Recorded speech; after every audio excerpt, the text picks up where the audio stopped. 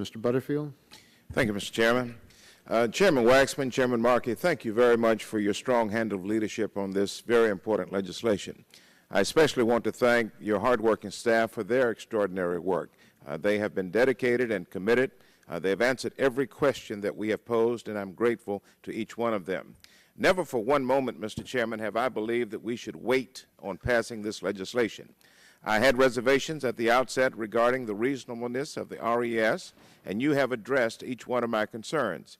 You accepted a compromise that will permit states to reach the mandate by deriving 15% of its electricity from renewable sources with a 5% energy efficiency component.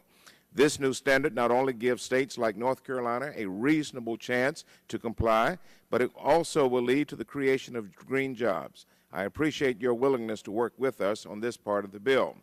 Throughout our consideration of this legislation, my greatest concern and fear has been the potential impact that this shift in energy policy will have on low and moderate income consumers.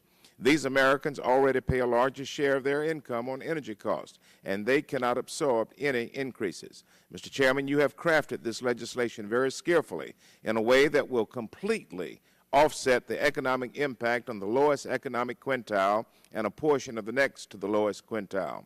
I support your decision to allocate 15% of the allowance value toward offsetting costs for low-income families. In 2012, that could result in as much as $10 billion being available for consumer protection in the form of energy rebates or increased tax credits through 2025.